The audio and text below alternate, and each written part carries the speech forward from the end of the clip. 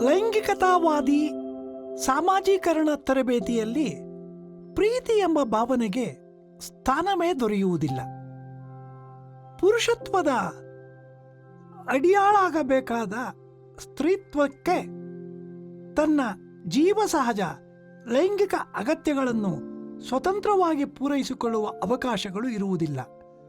ಈ ಅಗತ್ಯಕ್ಕಾಗಿ ಸ್ತ್ರೀತ್ವವು ಪುರುಷತ್ವದ ಕರುಣೆಗಾಗಿ ಕಾಯಬೇಕಾಗುತ್ತದೆ.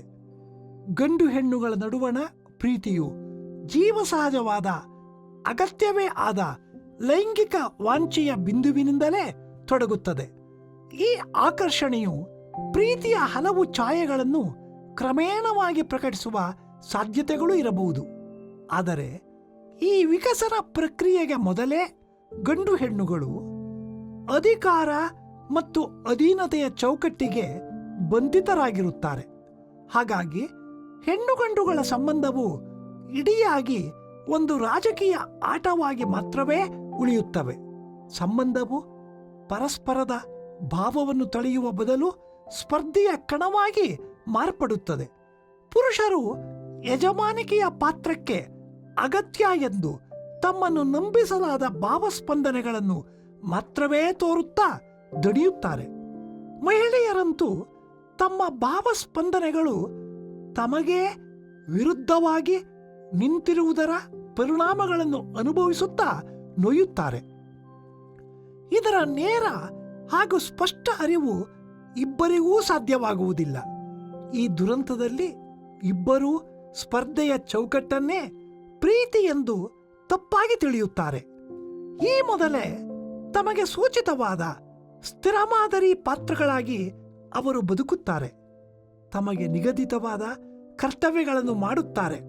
ಸರಿ ತಪ್ಪುಗಳ ಅಥವಾ ಹಿತ ಅಹಿತಗಳ ಯೋಚನೆಯೇ ಅವರಿಗೆ ಬರುವುದಿಲ್ಲ.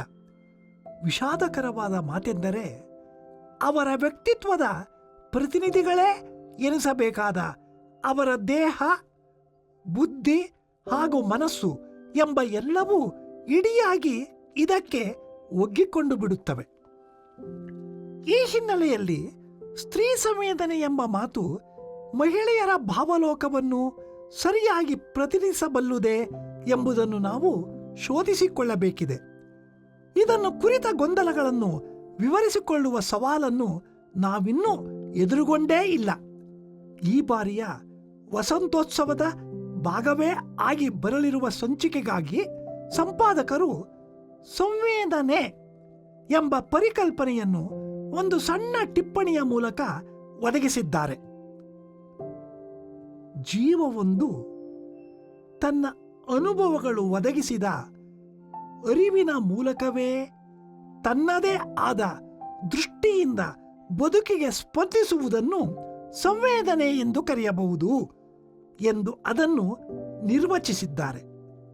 ಸರಿಯೇ, ಆದರೆ ಸ್ತ್ರೀಯರು ಮಾತ್ರವಲ್ಲ, ಪುರುಷರೂ ಕೂಡ ತಮ್ಮ ನಿಜ ಸಂವೇದನೆಗಳನ್ನು ಗುರುತಿಸಲಾಗದ ಸ್ಥಿತಿಯನ್ನು ತಲುಪಿದ್ದಾರೆ. ನಮ್ಮ ಬದುಕು ನಮ್ಮದಾಗಿ ಉಳಿದಿಲ್ಲ. ನಮ್ಮ ದೇಹ, ನಮ್ಮ ಬುದ್ಧಿ, ನಮ್ಮ ಮನಸ್ಸುಗಳು ಒಂದಾಗಿ ಕಾಣುವ ನಮ್ಮ ಅಧಿಕೃತ ವ್ಯಕ್ತಿತ್ವವು ಪಿತೃಪ್ರಧಾನ ವ್ಯವಸ್ಥೆಯ ಆಕ್ರಮಣಕ್ಕೆ ಸಿಲುಕಿ ಮರೆಯಾಗಿ ಬಿಟ್ಟಿದೆ. ನಮ್ಮ ಅಧಿಕೃತ ವ್ಯಕ್ತಿತ್ವವನ್ನು ಇಲ್ಲವಾಗಿಸದ ಹೊರತು ತನ್ನ ತಾಳಕ್ಕೆ ಹೆಜ್ಜೆ ಹಾಕುವ ಮನೋಭಾವವನ್ನು ನಮ್ಮಲ್ಲಿ ನೆಲೆಗೊಳಿಸಲಾಗದು ಎಂಬುದು ಪಿತೃಪ್ರಧಾನ ವ್ಯವಸ್ಥೆಗೆ ತಿಳಿದಿದೆ. ನಮ್ಮ ಸಂವೇದನೆಗಳು ವ್ಯವಸ್ಥೆಯ ನಿರ್ದೇಶನದಂತೆಯೇ ಸ್ಪಂದಿಸಬೇಕು ಎಂದರೆ ನಮ್ಮ ಅಧಿಕೃತ ವ್ಯಕ್ತಿತ್ವವನ್ನು ಅನಧಿಕೃತಗೊಳಿಸಬೇಕು. ಈ ಬದಲಾವಣೆಯನ್ನು ನಾವು ಸುಲಭವಾಗಿ ಗುರುತಿಸಲಾರೆವು, ಏಕೆಂದರೆ ಈಗಾಗಲೇ ನಮ್ಮ ಪ್ರಜ್ಞಾವಲಯವು ವಿಸ್ಮೃತಿಗೆ ಒಳಗಾಗಿದೆ. ಈಗಾಗಲೇ ನಮ್ಮ ಮೇಲೆ ಹೇರಲಾದ ಸ್ತ್ರೀ ಮಾದರಿ ಪಾತ್ರಗಳಿಗೆ ಅನುಗುಣವಾಗಿ ನಮ್ಮ ಎಲ್ಲ ಸಂವೇದನೆಗಳು ಸ್ಪಂದಿಸುವುದು ಸಹಜವೇ ಎನಿಸಿಬಿಟ್ಟಿದೆ. ಈ ಪರಿಸ್ಥಿತಿಯಲ್ಲಿ ಸ್ತ್ರೀ ಸಂವೇದನೆ ಎಂಬುದು ಗುರುತಿಸುವ ದಾರಿಯಾದರೂ ಇದೆಯೇ? ಅದು ನಮಗೆ ಗೊತ್ತಿಲ್ಲ. ಇದನ್ನು ಶೋಧಿಸಿಕೊಳ್ಳುವ ಬಿಂದುವಿನಿಂದಲೇ ನಾವೀಗ ನಮ್ಮ ನಿಜ ಸಂವೇದನೆಗಳನ್ನು ಗುರುತಿಸುವ ಹಾದಿಗಳನ್ನು ಕಂಡುಕೊಳ್ಳಬೇಕಿದೆ. ಈ ಲೋಕವನ್ನು ನಮ್ಮದೇ ಕಣ್ಣುಗಳಿಂದ ನೋಡುವುದನ್ನು, ಅನುಭವಿಸುವುದನ್ನು ನಾವು ಹೊಸದಾಗಿಯೇ ಕಲಿಯಬೇಕಿದೆ. ಈ ನಿಟ್ಟಿನಲ್ಲಿ ನಮಗೆ ನೆರವಾಗಬಲ್ಲ ಒಂದು ಉಪಯುಕ್ತ ಹಾದಿಯನ್ನು ಸ್ತ್ರೀವಾದವು ತೋರಿಸುತ್ತದೆ. ಈ ಲೋಕವನ್ನು ನಮ್ಮದೇ ಕಣ್ಣುಗಳಿಂದ ನೋಡುವುದನ್ನು ಕಲಿಯಲು ಸದ್ಯದ ವರ್ತಮಾನದಲ್ಲಿ ನಾವು ನಿಂತಿರುವ ಸಾಮಾಜಿಕ ಪರಿಸ್ಥಿತಿಯನ್ನು ಪ್ರಜ್ಞಾಪೂರ್ವಕವಾಗಿ ಅವಲೋಕಿಸಬೇಕು. ಇದನ್ನು ಸ್ತ್ರೀವಾದವು ನಿಂತ ನಿಲುವಿನ ನೋಟ, ಸ್ಟ್ಯಾಂಡ್ ಪಾಯಿಂಟ್ ವ್ಯೂ ಎಂಬ ಪರಿಕಲ್ಪನೆಯ ಮೂಲಕ ವಿವರಿಸುತ್ತದೆ.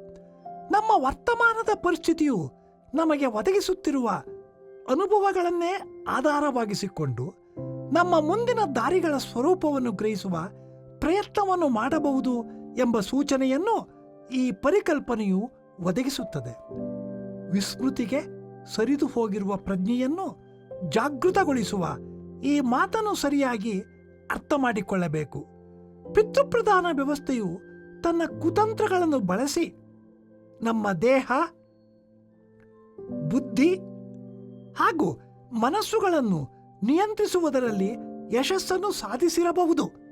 ಆದರೆ ನಮ್ಮ ಪ್ರಜ್ಞೆಯ ಆಳವನ್ನು ಆಕ್ರಮಿಸಿಕೊಳ್ಳುವುದು ಅದಕ್ಕೆ ಸಾಧ್ಯವಾಗಿಲ್ಲ. ನಮ್ಮ ಪ್ರಜ್ಞೆಯು ಸಕ್ರಿಯಗೊಳ್ಳಲು ಅವಕಾಶಗಳಿಲ್ಲದೆ ವಿಸ್ಮೃತಿಗೆ ಸರಿದಿದೆ ಅಷ್ಟೇ.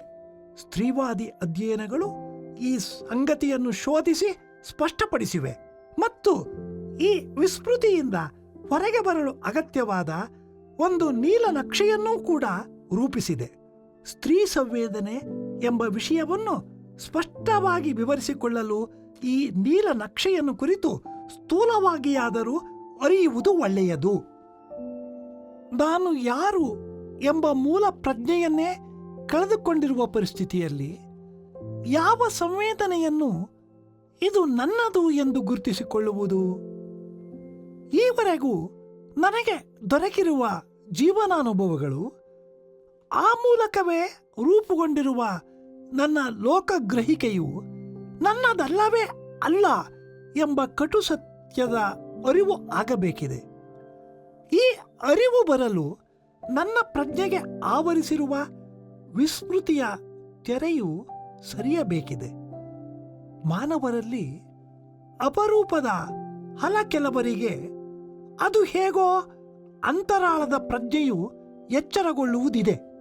ಅಂಥವರಲ್ಲಿ ಕೆಲವರು ತಮ್ಮ ಸಹಮಾನವರೂ ಕೂಡ ಜಾಗೃತರಾಗಲಿ ಎಂದು ಪ್ರಯತ್ನಿಸುತ್ತಾರೆ ಎಂಬುದನ್ನು ನಮ್ಮ ಚರಿತ್ರೆಯು ಹೇಳುತ್ತದೆ. ಸ್ತ್ರೀವಾದಿ ಚರಿತ್ರೆಯು ಹೀಗೆ ಜಾಗೃತರಾದ ಮಹಿಳೆಯರಿಂದಲೇ ಮೊದಲಾದದ್ದು. ಅವರು ನಡೆಸಿದ ಚಿಂತನೆ ಮತ್ತು ಹೋರಾಟಗಳ ಮುಂದುವರಿಕೆಯಾಗಿ ಜನಸಾಮಾನ್ಯ ಮಹಿಳೆಯರು ಸಬಲರಾಗಲಿ ಎಂಬ ಪ್ರಯೋಗಗಳನ್ನು ಅವರು ಮಾಡಿದರು. ಅಂತಹ ಹಲವಾರು ಅರ್ಥಪೂರ್ಣ ಪ್ರಯೋಗಗಳಲ್ಲಿ ಅವರು ರೂಪಿಸಿ ನಡೆಸಿದ ಮಹಿಳಾ ಜಾಗೃತಿ ಶಿಬಿರಗಳು ತುಂಬ ಮಹತ್ವವಾದುದು. ಇದರ ಮುಖ್ಯ ಕಾರ್ಯಸೂಚಿಯಾಗಿ ಮಹಿಳೆಯರ ಒಂದು ಗುಂಪನ್ನು ಒಂದೆಡೆ ಸೇರಿಸಿ ಅನೌಪಚಾರಿಕವೋ ಎಂಬಂತೆ ಕಾಣುವ ಶಿಬಿರವನ್ನು ಯೋಜಿಸಲಾಗುತ್ತದೆ. ಆ ಮಹಿಳೆಯರನ್ನು ಒಂದು ನಿರ್ದಿಷ್ಟ ವಿಷಯವನ್ನು ಕುರಿತು ಮಾತುಕತೆಗೆ ತೊಡಗುವಂತೆ ಪ್ರೇರೇಪಿಸಲಾಗುತ್ತದೆ. ತಮ್ಮ ಮಾತುಕತೆಗೆ ಒಂದು ಚೌಕಟ್ಟನ್ನು ಹಾಕಲಾಗಿದೆ ಎಂಬ ನೇರ ಅರಿವು ಅವರಿಗೆ ಆಗುವುದಿಲ್ಲ. ಇದರಿಂದಾಗಿ ಅವರು ಮುಕ್ತವಾಗಿ ದಿನನಿತ್ಯವೂ ಹರಟುವ ರೀತಿಯಲ್ಲೇ ತಮ್ಮ ಅನುಭವಗಳನ್ನು ಪರಸ್ಪರ ಹಂಚಿಕೊಳ್ಳುತ್ತಾರೆ. ಆದರೆ ಈ ಪ್ರಕ್ರಿಯೆಯಲ್ಲಿ ಈ ಮಹಿಳೆಯರು ತಮ್ಮ ವಿಸ್ಮೃತಿಯಿಂದ ಹೊರಗೆ ಬರುವ ವಿಧಾನಗಳನ್ನು ಶಿಬಿರದ ಆಯೋಜಕರು ಅಳವಡಿಸಿರುತ್ತಾರೆ. ನಿಗದಿತವಾದ ವಿಷಯದ ಸುತ್ತಲೇ ಮಾತುಕತೆಗಳು ಸಾಗುವಂತೆ ಉಸ್ತುವಾರಿಯನ್ನು ಮಾಡುತ್ತಾರೆ. ಆದರೆ ಅಲ್ಲಿನ ಮಹಿಳೆಯರಿಗೆ ತಮ್ಮನ್ನು ಯಾರೋ ಗಮನಿಸುತ್ತಿದ್ದಾರೆ ಎಂಬ ಭಾವನೆಯು ಬಾರದಂತೆ ಎಚ್ಚರ ವಹಿಸುತ್ತಾರೆ. ಹಾಗಾಗಿ ಆ ಮಹಿಳೆಯರಿಗೆ ತಮ್ಮ ಈ ಮಾತುಕತೆಗಳನ್ನು ಬೇರೆ ಯಾರೋ ಕೇಳಿಸಿಕೊಳ್ಳುತ್ತಿದ್ದಾರೆ ಎಂಬ ಆತಂಕವಾಗಲಿ, ಮೂಗು ತೂರಿಸುತ್ತಿದ್ದಾರೆ ಎಂಬ ಭಾವನೆಯಾಗಲಿ ಬರುವುದಿಲ್ಲ. ಆದರೆ ಅವರ ಯಾವ ವಿಶೇಷ ಪ್ರಯತ್ನವೂ ಇಲ್ಲದೆಯೇ ಈ ಒಟ್ಟು ಪ್ರಕ್ರಿಯೆಯಲ್ಲಿ ಅಲ್ಲಿ ಮಹಿಳೆಯರಿಗೆ 2 ಮುಖ್ಯ ಸಂಗತಿಗಳು ಅರಿವಿಗೆ ಬರುತ್ತವೆ. ಈವರೆಗೂ ಎಲ್ಲ ಮಹಿಳೆಯರು ತಮಗೆ ಒದಗಿದ ಸಂಕಷ್ಟಗಳನ್ನು ವೈಯಕ್ತಿಕವಾದವು ಎಂದು ಭಾವಿಸಿದ್ದರಾಗಿ ಒಂಟಿತನವನ್ನು ಅನುಭವಿಸುತ್ತಿದ್ದರು. ಅದಕ್ಕಿಂತಲೂ ಮುಖ್ಯವಾಗಿ ಈ ಸಂಕಷ್ಟದ ಪರಿಸ್ಥಿತಿಗೆ ತಮ್ಮ ನಡವಳಿಕೆಗಳೇ ಕಾರಣ ಎಂದು ಆರೋಪಿಸಿಕೊಂಡು ಅಪರಾಧಿ ಭಾವಕ್ಕೂ ಪಕ್ಕಾಗುತ್ತಿದ್ದರು. ಈ ಶಿಬಿರದಲ್ಲಿ ಎಲ್ಲ ಮಹಿಳೆಯರು ಇದೇ ಬಗೆಯ ಸಂಕಷ್ಟಗಳಿಗೆ ಸಮಾನವಾಗಿ ಬಲಿಯಾಗುತ್ತಾರೆ ಎಂಬ ಅರಿವು ಬರುತ್ತದೆ. ತನ್ನ ಪಾತ್ರವೇ ಇಲ್ಲದ ಯಾವ ಕಾರಣಕ್ಕೆ ಶಿಕ್ಷೆಯಾಗುತ್ತಿದೆ ಎಂಬ ಪ್ರಶ್ನೆಯೂ ಮೂಡುತ್ತದೆ. ಈ ಬಿಂದುವೇ ಆಕೆಯ ಪ್ರಜ್ಞೆಯು ಎಚ್ಚರಗೊಳ್ಳುತ್ತಿದೆ ಎಂಬುದರ ಸ್ಪಷ್ಟ ಸೂಚನೆಯಾಗಿದೆ. ಇದರೊಂದಿಗೆ ಆಕೆಯು ಪ್ರತ್ಯೇಕತೆಯ ಒಂಟಿತನದ ಭಾರದಿಂದ ಕ್ರಮೇಣವಾಗಿ ಹೊರಬರುತ್ತಾಳೆ. ಈ ಹೊಸ ಬೆಳಕಿನಲ್ಲಿ ಆಕೆಯ ಲೋಕಗ್ರಹಿಕೆಯ ಸ್ವರೂಪವೇ ಬದಲಾಗುತ್ತದೆ. ಇದು ಸ್ವ ಅರಿವು ಮೂಡುವ ಕಾರಣವೂ ಆಗುತ್ತದೆ. ಏಕಾಂಗಿಯಾಗಿ ಉಳಿದಿದ್ದ ಆಕೆಯ ಪ್ರಜ್ಞೆಯು ಈಗ ಸಮುದಾಯದ ಪ್ರಜ್ಞೆಯ ಭಾಗವಾಗುತ್ತದೆ. ಸ್ವ ಅರಿವು ಮೂಡಿದ ವ್ಯಕ್ತಿಗೆ ತನ್ನ ದೇಹ, ತನ್ನ ಬುದ್ಧಿ, ತನ್ನ ಮನಸ್ಸುಗಳು ತನ್ನದೆನಿಸಿ ಉಳಿದಿಲ್ಲ ಎಂದು ತಿಳಿಯಲು ಹೆಚ್ಚಿನ ಸಮಯವೇನೂ ಬೇಕಾಗುವುದಿಲ್ಲ. ತನ್ನ ನಿಜವಾದ ಇರವನ್ನು ಗುರುತಿಸಲು ಕಷ್ಟವಾಗುವುದಿಲ್ಲ. ತನ್ನ ಅಸ್ತಿತ್ವದ ಈ ಶೋಧವು ಸ್ವಪ್ರೀತಿಯನ್ನು ಮೂಡಿಸುತ್ತದೆ.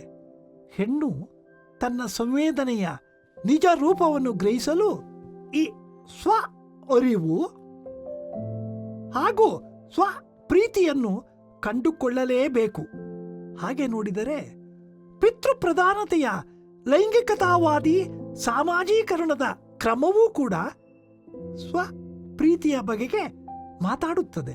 ಆದರೆ ಈ ತರಬೇತಿಯ ಪಾಠವನ್ನು ಕಲಿತವರು ಎಂದಿಗೂ ಸ್ವಪ್ರೀತಿಯನ್ನು ಗಳಿಸಲಾರರು. ಬದಲಿಗೆ ಸ್ವಮೋಹವನ್ನು ಕಲಿಯುತ್ತಾರೆ. ಯಾರನ್ನೋ ಮೆಚ್ಚಿಸಲು ಅವರ ನೋಟದಲ್ಲಿ ನಾನು ಹೇಗೆ ಕಾಣುತ್ತೇನೆ ಎಂಬುದನ್ನೇ ಧ್ಯಾನಿಸುತ್ತಾ ಅಣಿಯಾಗುವುದನ್ನೇ ಸ್ವಮೋಹ ಎನ್ನಬಹುದು. ಹೆಣ್ಣಾದವಳು ಗಂಡಿಗೆ ಆಕರ್ಷಕವಾಗಿ ಕಾಣದಿದ್ದರೆ ಅವಳಿಗೆ ಪ್ರೀತಿಯು ದೊರೆಯಲಾರದು ಎಂಬ ಮಾತಿರಲಿ. ಮೂಲಭೂತವಾದ ಲೈಂಗಿಕ ಅಗತ್ಯಗಳು ಪೂರೈಕೆಯಾಗಲಾರವು ಎಂಬ ಬೆದರಿಕೆಯನ್ನು ಹಾಕಲಾಗಿದೆ. ಈಗ ಕನ್ನಡಿಯ ಮುಂದೆ ನಿಂತು ತನ್ನನ್ನೇ ಧ್ಯಾನಿಸಿ ನೋಡುತ್ತಿರುವಂತೆ ಕಾಣುವ ಹೆಣ್ಣು ವಾಸ್ತವದಲ್ಲಿ ತನ್ನ ಹಿಂಬದಿಯಲ್ಲಿ ಒಬ್ಬ ಗಂಡಿನ ನೋಟವನ್ನು ಕಲ್ಪಿಸಿಕೊಂಡು ಆ ನೋಟಕ್ಕೆ ತಾನು ಮೆಚ್ಚುಗೆಯಾಗುವ ಕನಸುಗಳಲ್ಲಿ ಮುಳುಗಿರುತ್ತಾಳೆ. ಅವನ ಆಸೆಗಳನ್ನು ಊಹಿಸುತ್ತಾ ತನ್ನ ಅಲಂಕಾರ ಹಾವಭಾವಗಳನ್ನು ತಿದ್ದಿಕೊಳ್ಳಲು ಹವಣಿಸುತ್ತಾಳೆ. ಗಂಡಿನ ಪಾಲಿನ ಸ್ವಮೋಹವು ಇದೇ ರೀತಿಯಲ್ಲಿ ವರ್ತಿಸುತ್ತದೆ. ವ್ಯತ್ಯಾಸವೆಂದರೆ ಅವನು ಪುರುಷತ್ವದ ಚಹರೆಗಳನ್ನು ಅಭಿವ್ಯಕ್ತಿಸುವ ಹಾವಭಾವಗಳನ್ನು ರೂಢಿಸಿಕೊಳ್ಳುವಲ್ಲಿ ಮಗ್ನನಾಗುತ್ತಾನೆ. ಅವನಿಗೆ 6 ಪ್ಯಾಕ್ ತೋರುವ, ಹ್ಯಾಂಡ್ಸಮ್ ಎನಿಸುವ ಒತ್ತಡವಾದರೆ ಇವಳಿಗೆ ಬಳುಕುವ ಬಳ್ಳಿಯಾಗಿ, ಶೃಂಗಾರದ ಗೊಂಬೆಯಾಗಿ ನಿಲ್ಲಬೇಕಾದ ಒತ್ತಡಗಳು ಇರುತ್ತವೆ.